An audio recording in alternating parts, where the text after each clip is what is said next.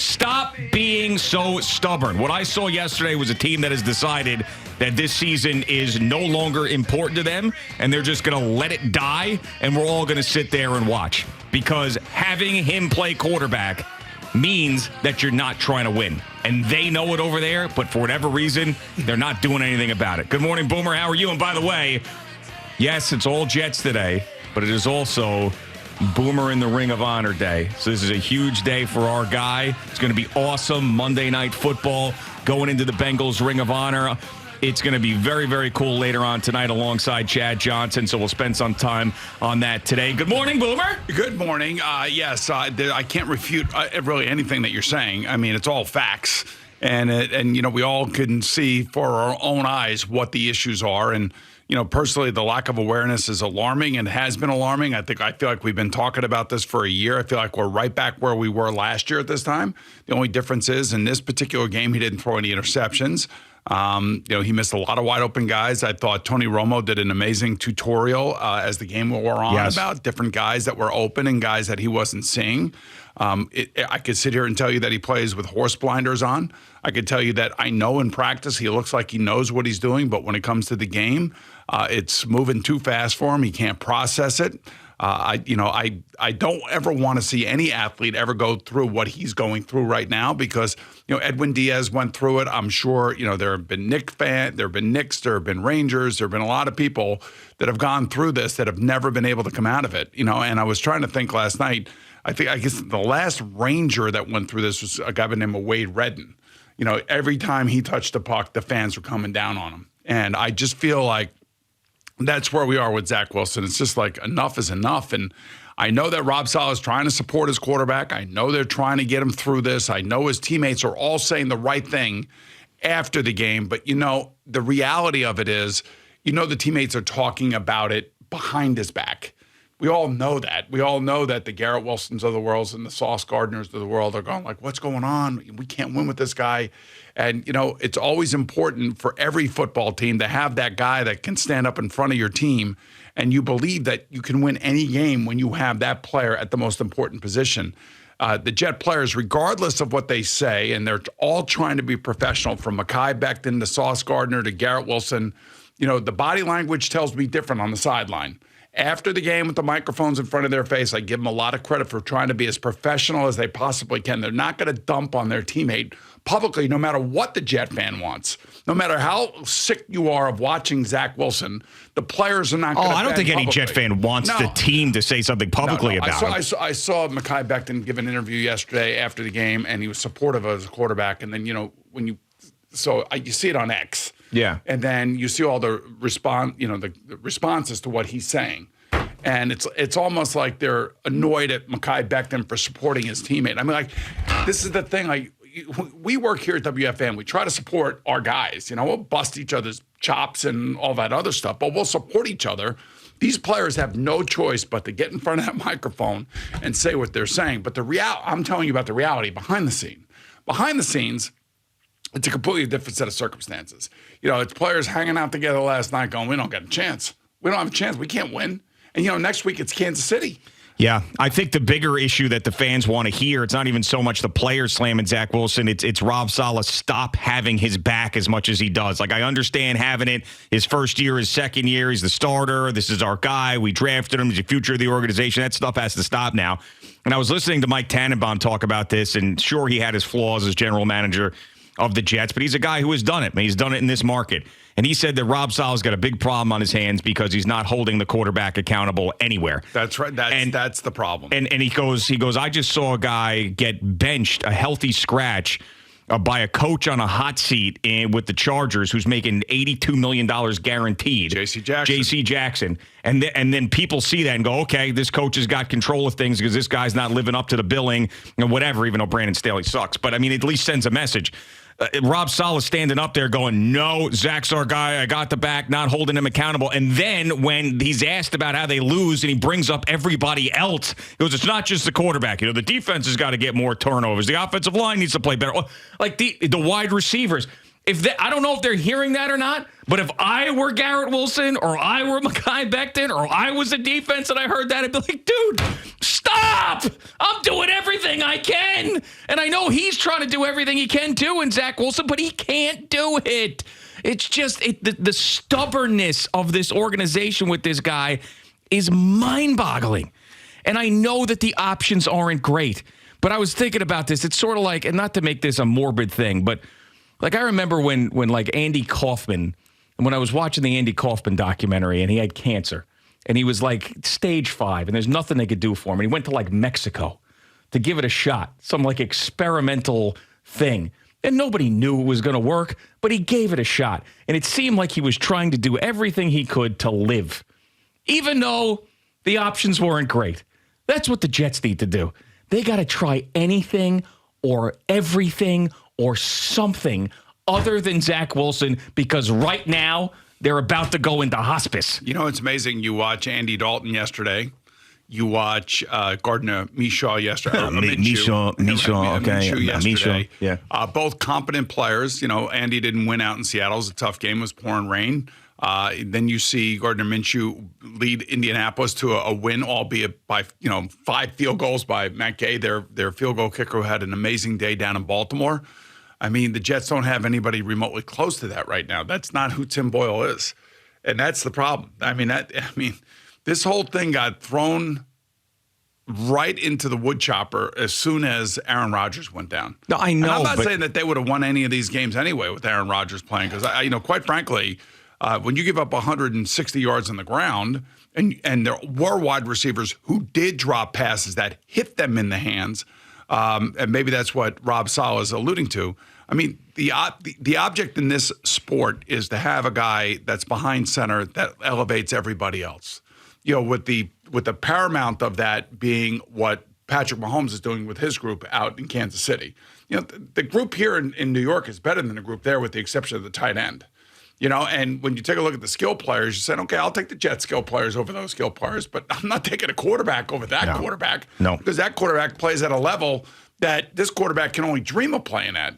And I know that internally, there is no question, you are 100% right. Internally, the players basically are right where they were last year. And what I think Joe Douglas and Rob Saleh have done here, and it's more Joe than it is Rob, because Joe is controlling the roster, is for whatever reason, I don't know the answer. I wish I knew the answer to this. For whatever reason, they don't want to bring somebody in at this point to what? To like upset Zach Wilson? I mean, if that is the reason why, I'm sorry. You're in the wrong business, man, because and I know you don't want to always listen to the fans if you're a general manager and a coach, because if you listen to the fans, you end up sitting with the fans. But there is a certain point where there is a point of no return, and you're not getting any return from your quarterback. So from a logical, practical standpoint, much like they did last year, they have to do something this year. But at the moment, they're not doing anything. Now, I know that both Carson Wentz and Matt Ryan have called the Jets. The Jets did not call either one of them back. Right, and Chad Henne apparently was approached by the Jets, and he said no. He's retired. And he was the backup for Patrick Mahomes, who went in there, won some games. Yep. In little bits and pieces. You know what I'm saying? Mm-hmm. And he said no, he doesn't want to come back. So I mean, I know that there's movement in that area, but for the stubbornness of the Jets right now is really what's remarkable. And I don't see how they can come out of it. I don't see where Zach Wilson all of a sudden is going to turn it on and figure it out. I mean, he's had 3 chances. Well, you're waving the white flag on the season if you keep sending him out there, and that's the problem. Now, I'm not saying that bringing in Carson Wentz or trading for somebody is absolutely going to work, and now all of a sudden they're going to go to the playoffs. It's just that give your fans something. Give them hope that you put this roster together. It's supposed to be a Super Bowl caliber team. Give them some sort of hope. I mean, think about how bad it is right now. You got the Miami Dolphins undefeated, hanging 70 points on the Denver Broncos. What a coaching job going on there. Huh? I know, right? Sean Payton. You got the Buffalo Bills, and I know that you beat the Bills, but the Bills waking up and winning by 30 yesterday. And then the other team in the division that has beaten you 10 million times in a row comes into your building and beat you again yesterday. And you're sitting there with a losing record now with the reigning Super Bowl champions up next on the schedule. I mean, this is the worst possible situation you could have ever imagined. All right, so take a look at this now. You got Kansas City at Denver and then Philadelphia at home. Yeah. And then they have their bye. I mean, this is why they need to win this game. We talked about it for weeks. Right. And if they, let's say they win, the Denver game is anything's possible, but Russell Wilson's clearly the better quarterback on the field. Yeah. If, in fact, Zach Wilson is still the quarterback of the Jets in 2 weeks when they go to the Broncos. Week 7 is the bye, and then they come out of the bye and they got the Giant game. Could there be a new quarterback playing for the Jets by week 7? And then can you go on? Can you go on? Here's the thing. I don't know. 7? Man, can you go on some sort of 7-game, 8-game win streak with a new quarterback? That's what you're asking. I'm just trying to lay it out. I know, but why? You're telling me there's no chance we're going to see Tim Boyle? Maybe it's the only other alternative right now. But I'm serious. He can't be worse, man. And he's played. This is the thing. I understand he hasn't been good, but he has played NFL football before. He has started some games. So it's not like we're talking about a guy who's never been out there. I know. By the way, Mike White threw a touchdown pass yesterday. I know. That's another thing about this. I know. Do you know that the Miami Dolphins scored more touchdowns? I think they had 10 yesterday than the Jets had all first downs. Yeah, of course. They had 10. At one point, 10 times 7. But 70. I understand it, but I'm saying I think at the one point the Jets had only 8 first downs. I don't know if they ended with 8 or not. I kind of just lost interest. Yeah. Yeah. I mean, some of the stats yesterday, late in the third quarter, something like 46 yards of total offense before they went on that drive to score a touchdown late in the game. The thing that bothers me, though, is, you have the phantom sack where he kind of falls down after he has more than enough time to survey the field, and he's got a guy open who he just doesn't see over in the left flat. Then you have the 4th and 10 where he drops it off to Conklin, and it wasn't like he threw it to him immediately to give him at least the chance to catch the ball and actually break a tackle or two, which is what he was saying after the game. That ball came out late, and, Conklin had no chance to go make a play. So that's the awareness part of it that, either you have that or you don't. You watch C.J. Stroud in his 3rd NFL game yesterday. He's out on the field like he's the man, like he's a badass. And, you're like, okay, this kid gets it. It's still early in his career, but he looks like he could really play. And Zach hasn't really shown anything remotely close to that already. It's remarkable what's going on, and I feel bad for the kid. I really do. I'm done being mad at Zach Wilson. It's not even about him anymore. I'm annoyed that I have to watch him play football, but it's not even his fault. It's not his fault anymore. He can't do it. It's the Jets' fault for putting him out there at this point. It's Rob Saleh's fault. It's Joe Douglas' fault. They're too stubborn. And I know sitting here and yelling for Tim Boyle sounds crazy, but it's just when you know that this guy can't play, you got to try something else. You just have to. So reach out to these guys that want to play. At least bring them in for a workout. And your point about why aren't you doing that to hurt his confidence? What are we doing? It's not his confidence that's holding him back. It's everything. He just can't play the game at this level. There's been a million busts at the quarterback position, high in the draft. Admit that you took one. Admit that you blew it. It's over. You have to come to the sense of self-awareness where you blew the pick. Now, do you want to put your jobs on the line? Because you've hitched yourself to this guy now for 3 years, and you're still standing up there behind the podium saying that you got Zach's back. Enough. And that's the problem, because the owner is going to be, he's got people in his ear, that are not a part of the Jet organization, people in his sphere. The Narpian sphere that he's in. Mm-hmm. The political Narpian sphere where it's just a shank spot, it's a shit spot, yeah. Whatever you want to call it. The people that are in his life are telling him that this is ridiculous. I can't believe you allow this to happen. And eventually something's going to give, and he will react. I don't care what anybody says. I just wanted to give you something through the Zach Wilson's 25 career games. Okay, right? yeah. Zach Wilson has the lowest passer rating in the NFL this season. We all know that at 57.0. He's already the only player since 1970 to finish last in passer rating in back-to-back seasons. He did so in 2021 and 2022. No player in NFL history has finished last in passer rating 3 straight seasons. He's got 0 3 TD games. He's got 1 100 passer rating game and 2 300-yard passing games.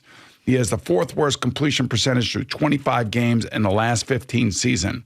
He has the worst TD to interception ratio than Jamarcus Russell through 25 games. I mean, I don't know what else to tell you. I mean, you compare him to Jamarcus Russell, who we all kind of pan and make fun of, and we thought it was like the ultimate bust. Yeah, he had the crunk juice or whatever that was. What was it? Scissorp. The scissorp he was drinking. Remember the scissor? Purple drank, the scissor. Yeah, good job. All right, so Jamarcus Russell, 51.8% completion. Zach Wilson, 54.9. Yards per attempt, 6.2 for Jamarcus, 6.3 for Zach Wilson.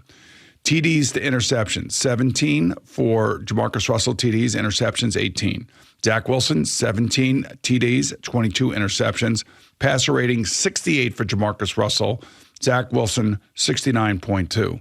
And, I mean, we could talk about purple drank and maybe he had other problems off the field. I don't know. That's not the case with this kid. This kid just has a hard time processing, has no football awareness whatsoever. It's remarkable that a guy that would be drafted 2nd overall would continue to play football like this. And I told you, the big part of this Aaron Rodgers experiment here was to get this kid better and to have him watch how a real professional quarterback, runs a practice, runs a meeting, ingratiates his players and leads his team. And Zach got a few months of that, didn't get enough of it, and it's showing itself again, which is really unfortunate. Yeah, and that's why I said prior to this Aaron Rodgers injury, I didn't think he was going to be out for the year, but I said if he misses 2 or 3 games, you can't send Zach Wilson out there to try to save the day because you can't do it. They should have made him the 3rd-string quarterback. They wanted to keep him on the roster, have a real legit veteran backup. They were going all in this season, and now it's all falling apart because they trusted this guy too much. And it's just, I'm telling you, if Joe Douglas had not made that pick, he would have been out of here. Everybody could see it. It's just that you don't want to be wrong. He doesn't want to be wrong. Well, you were wrong. Listen, you made a lot of great picks, Joe, and we love you. We really do. He's one of my favorite guys in sports in this town because of how great of a guy he is, some of the work that he's done here to turn this thing around. I think the guy's awesome. But when it comes to this, you got to stop. It has to stop. You were wrong. You were right on Garrett Wilson. You were right on Sauce Gardner. You were right on Elijah Vera Tucker. You're right on a lot of stuff. Here, you were wrong. It's time to admit it and then move on. Unfortunately, this is the most important one. Yep. This is it. This is the guy that, you remember like when Tua first started and everybody was like, I don't know. He doesn't have it. It doesn't look right. They took him over Justin Herbert and all this other stuff. And now you watch him, it's like ridiculous. I mean, it is, and maybe one of the great trades in all of the NFL is going to go down with, the acquisition of Tyreek Hill down there. Well, and also Mike McDaniel, too, has got to get a ton of credit for being the next offensive genius, and the Dolphins got him. Speed, baby. Speed kills, man. And it's really amazing watching it because, Tua is anticipating. He sees the field. He doesn't get nervous. I don't even think he got hit yesterday. I don't think anybody laid a hand on him. Yeah, which is exactly what you're looking for after what he went through last year. And he's just extra salt on the wound for the Jets fan that the Dolphins look like a team that could go to the Super Bowl. Thanks so much for watching the video. Please like and subscribe. And don't forget to hit the bell so you're notified when we're dropping new content.